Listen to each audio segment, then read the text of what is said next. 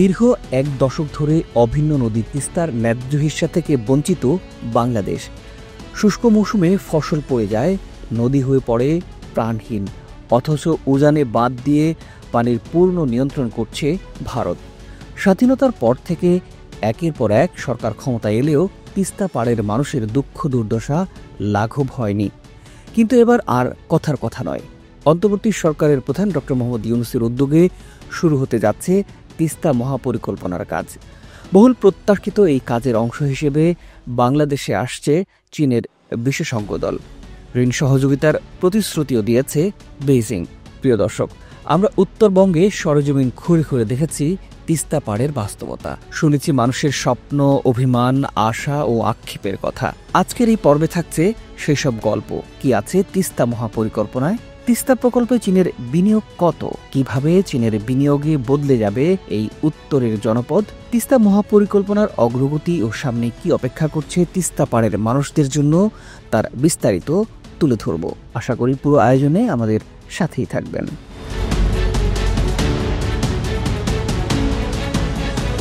তিস্তা মহাপরিকল্পনায় ভারতকে বাদ দিয়ে এখন যুক্ত হচ্ছে চীন। ভারত মনে করছে এর মধ্য দিয়ে দিল্লির আরও কাছে পৌঁছে যাচ্ছে বেইজিং। সরকার পতনের পর অন্তর্বর্তী সরকারের প্রধান চীন সফরের ঠিক আগে চীনের রাষ্ট্রদূত বলেছিলেন, সরকার চাইলে তিস্তা নদীর পানি ব্যবস্থাপনা প্রকল্প বাস্তবায়নে বাংলাদেশকে সাহায্য করতে প্রস্তুত আছে চীন। এই প্রকল্পে ভারতের আগ্রহের ইঙ্গিত দিয়ে তিনি তখন বলেছিলেন, এটি স্বাধীন সার্বভৌম দেশ হিসেবে তিস্তা প্রকল্প বাস্তবায়নের বিষয়ে সিদ্ধান্ত নেয়ার দায়িত্ব একমাত্র বাংলাদেশেরই।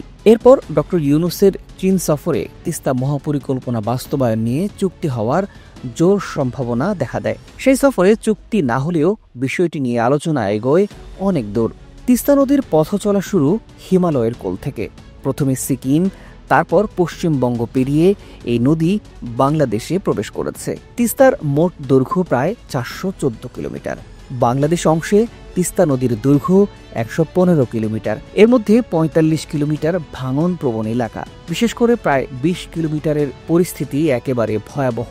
কুড়িগ্রাম জেলার রাজারহাট, উলিপুর ও চিলমারী উপজেলা অংশে টানা ভাঙন হয়। ভাঙন আছে লালমনিরহাট, নীলফামারী, রংপুর, গাইবান্ধাতেও। ভাঙন প্রতিরোধে কোনো কার্যকর ব্যবস্থা নেওয়া যাচ্ছে না।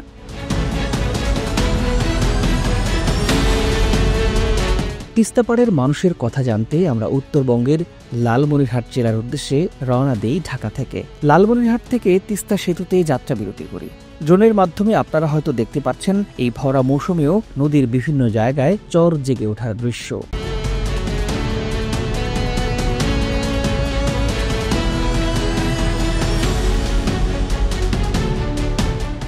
এরপর আমাদের গন্তব্য তিস্তা ব্যারেজ। তিস্তা ব্যারেজে এসে দেখলাম অসংখ্য মানুষ এখানে বেড়াতে এসেছেন। ব্যারেজের কপাট খুলে দেওয়ার কারণে বাংলাদেশের ভেতর হু হু করে পানি ঢুকছে।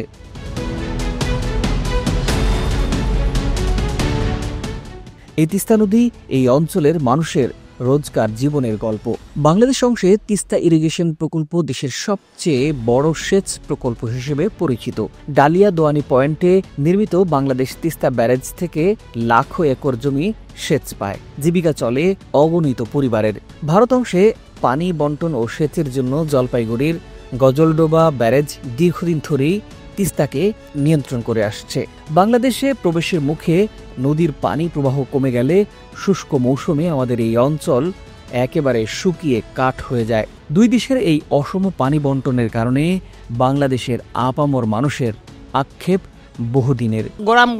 গ্রামগুলো দেখছেন, আবাদ সুবাদ যেগুলো আছে সব মাছের ঘের, আবাদ সুবাদ যেগুলো আছে সব ডুবে গেছে আমাদের এলাকায়। ওই সাইডটায় আমাদের খালি ক্ষয়ক্ষতি হয় আমাদের এলাকায়। এটা আমাদের তিস্তা মহাপরিকল্পনা হবে শুনতেছি, হবে হবে হবে, এইটাই এখন চলমান চলছে। আবার এই তত্ত্বাবধায়ক সরকার আমরা এটা উদ্বোধন করবে। আমরাও চাইতেছি এটা হোক, হলে আমাদের এলাকার লোক সুফল পাবে। আমাদের যে যখন বন্যা হয় তখন আমরা খুবই ক্ষতিগ্রস্ত হই। যদি তিস্তা মহাপরিকল্পনা যেটা তত্ত্বাবধায়ক সরকার বাস্তবায়ন করতে চাচ্ছে, যদি এটা বাস্তবায়ন হয় আমাদের উপকার হবে। আমাদের সরকারের কাছে একটা দাবি, যাতে আমাদের তিস্তা মহাপরিকল্পনাটা দ্রুত বাস্তবায়ন হয়।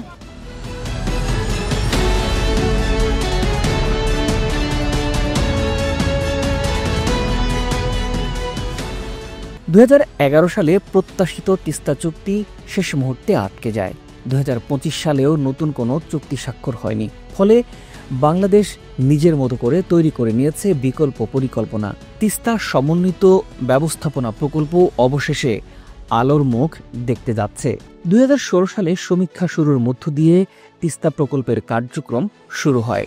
প্রকল্পের নথি বিশ্লেষণ করে দেখা যায় প্রকল্পের আওতায় নদীর 102 কিলোমিটারে খনন করা হবে। এতে নদীর গভীরতা প্রায় 10 মিটার বাড়বে। ফলে বন্যার পানিতে নদীর তীরবর্তী বিস্তীর্ণ জনপথ প্লাবিত হবে না। ভূমি উদ্ধার ও উন্নয়ন করা হবে 171 বর্গ কিলোমিটার এলাকায়। বাঁধ নির্মিত হবে 203 কিলোমিটার। এছাড়া চর খনন, নদীর দুই পাড়ে স্যাটেলাইট শহর নির্মাণ, বালু সরিয়ে কৃষিজমি উদ্ধার করা হবে। প্রকল্পের আওতায় বাঁধ নির্মাণ ও তীর প্রতিরক্ষার কাজের মাধ্যমে নদীর ভাঙন রোধ করা হবে। এতে করে বন্যার ঝুঁকি অনেকটাই কমে আসবে। ড্রেজিংয়ের মাধ্যমে নদীর প্রবাহ নিয়ন্ত্রণ ও নদী পুনরুদ্ধার করা হবে এবং শাখা নদীগুলোর নাব্যতাও রক্ষা করা হবে। আইনশৃঙ্খলা রক্ষায় নদীর দুই পাড়ে থানা, কোস্টগার্ড ও সেনাবাহিনীর ক্যাম্প থাকবে। এছাড়া বাঁধের দুই পাশে সমুদ্র সৈকতের মতো মেরিন ড্রাইভ, হোটেল, মোটেল, রেস্তোরাঁ ও পর্যটন নগরী, পরিকল্পিত শহর, নগর ও বন্দর গড়ে তোলা হবে। বিশ্লেষকদের মতে 3 কারণে বাংলাদেশে তিস্তা প্রকল্পটি খুবই প্রয়োজন। 1 নম্বরে বর্ষার সময়ে তিস্তা অববাহিকায় বন্যা নিয়ন্ত্রণ করা। 2 নম্বরে বর্ষার আগে পরে নদীর ভাঙন কমানো। 3 নম্বরে শুষ্ক মৌসুমে নদীতে পানির প্রবাহ বাড়ানো। কারিগরি দিক দিয়ে এই প্রকল্পটি হবে খুবই জটিল। 2025 সালের 26 মার্চ প্রথম রাষ্ট্রীয় সফরে চীন যান অন্তর্বর্তী সরকারের প্রধান প্রফেসর ডক্টর মোহাম্মদ ইউনুস। প্রকল্পের সমীক্ষার কাজ আগে থেকেই করে রেখেছিল চীনের রাষ্ট্র নিয়ন্ত্রিত সংস্থা পাওয়ার চায়না। এই প্রতিষ্ঠানটি চীনের 60 তলা ভবনের সমান 3 কোর্সেস ড্যাম তৈরি করেছে এবং এই প্রতিষ্ঠানটি ব্রহ্মপুত্র নদে বিশ্বের সবচেয়ে বড় বাঁধ নির্মাণ করেছে। অন্তর্বর্তী সরকার চায় চীনা ঋণে তিস্তা মহাপরিকল্পনা বাস্তবায়ন করতে। এর মধ্যে প্রকল্প বাস্তবায়নে চীনের কাছ থেকে 6,700 কোটি টাকা চেয়েছে বাংলাদেশ সরকার।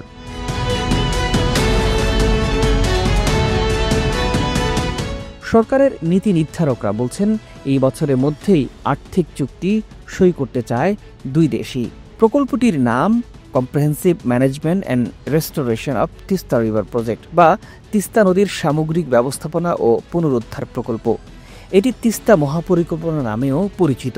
এর আগে এই মহাপরিকল্পনা বাস্তবায়নে চীন ও ভারত দুই দেশই আগ্রহ দেখিয়েছে, কিন্তু ভারত বারবার সমীক্ষায় অংশ নেয়া বা কিভাবে এই প্রকল্পে যুক্ত হবে সেটি নিয়ে তালবাহানা করে। অর্থাৎ এই প্রকল্পটি পেছানোর জন্য সময়ক্ষেপণ করতে থাকে ভারত।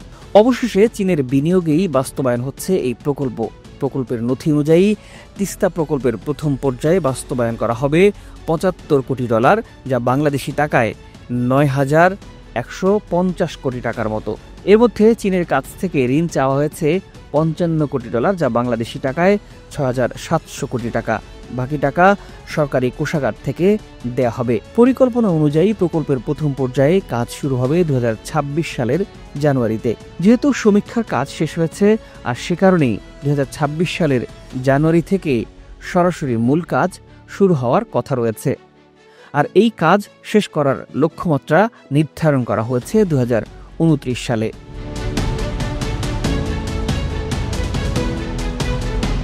তিস্তার পানি নিয়ে ভারতের সাথে বাংলাদেশের বিরোধ অনেক পুরনো। 1983 সালে বাংলাদেশ ও ভারতের মধ্যে একটি অস্থায়ী পানি বণ্টন চুক্তি হয়েছিল, যেখানে তিস্তার পানির 39% ভারতের এবং 36% বাংলাদেশ পাবে বলে ঠিক হয়। তবে স্থায়ী চুক্তি কখনোই হয়নি। 2011 সালে ভারতের তৎকালীন প্রধানমন্ত্রী মনমোহন সিং বাংলাদেশ সফরের সময় তিস্তা চুক্তি হওয়ার কথা ছিল। এটি খসড়াও তৈরি হয়েছিল সে সময়। তবে পশ্চিমবঙ্গের মুখ্যমন্ত্রী মমতা বন্দ্যোপাধ্যায়ের আপত্তির কারণে শেষ সময় এটি আটকে যায়। বাংলাদেশ বিভিন্ন সময়ে বিষয়টি ভারতের কাছে তুলে ধরলেও চুক্তির বিষয়টি আর এগোয়নি। তিস্তা প্রকল্প শুধু পানি ব্যবস্থাপনার উদ্যোগই নয়, বরং এটি একটি সংবেদনশীল ভূ রাজনৈতিক issue. Indo Pacific economic framework যুক্তরাষ্ট্র ও ভারত বাংলাদেশকে টানতে চাইছে। অন্যদিকে চীন পাকিস্তানের সঙ্গে নতুন ফোরামে বাংলাদেশকে দেখতে চায়। এই প্রেক্ষাপটে কৌশলগতভাবে তিস্তা প্রকল্পে কারা বিনিয়োগ করবে সেটি অত্যন্ত গুরুত্বপূর্ণ।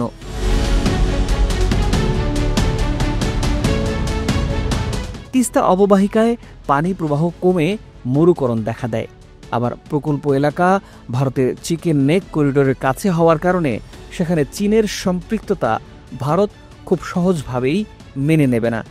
তবুও জাতীয় স্বার্থে পানি ব্যবস্থাপনা নিয়ে বৃহত্তর উদ্যোগ খুবই জরুরি হয়ে পড়েছে, কারণ ভারত এরই মধ্যে পাকিস্তানের সাথে সিন্ধু চুক্তি স্থগিত করেছে। চীন ব্রহ্মপুত্রে বৃহৎ বাঁধ নির্মাণ করেছে, আর ভারতও এই পরিকল্পনায় এগোচ্ছে। ভাটির দেশ হিসেবে বাংলাদেশ বেকায়দায় পড়লেও তিস্তা প্রকল্প কিছুটা হলেও স্বস্তি বয়ে আনতে পারে। তিস্তা প্রকল্প বাস্তবায়ন শুরু হলে উত্তরবঙ্গের অর্থনীতিতে নতুন গতি আসবে, এটা নিঃসন্দেহে বলাই যায়। লালমনিরহাট, নীলফামারী ও রংপুর জেলাতে বড় ধরনের উন্নয়ন কার্যক্রম এগোচ্ছে। নীলফামারীতে চীনের সহায়তায় গড়ে উঠছে বিশ্বমানের হাসপাতাল। ঢাকা রংপুর এক্সপ্রেসওয়ের কাজও প্রায় শেষ। সৈয়দপুর বিমানবন্দর আন্তর্জাতিক রূপ পাচ্ছে। লালমনিরহাটে তৈরি হবে সামরিক বিমান ঘাঁটি ও প্রশিক্ষণ কেন্দ্র। পাশাপাশি চীন, তুরস্ক ও কাতারের বিনিয়োগ উত্তরবঙ্গে স্থাপিত হতে পারে সামরিক অস্ত্র ও ড্রোন কারখানা। এমনকি ঠাকুরগাঁওয়ের পরিত্যক্ত বিমানবন্দরও চালুর উদ্যোগ নেওয়া হচ্ছে। সব মিলিয়ে আগামী কয়েক বছরে উত্তরবঙ্গের চেহারা পাল্টে যাবে উন্নয়নের অগ্রযাত্রায়।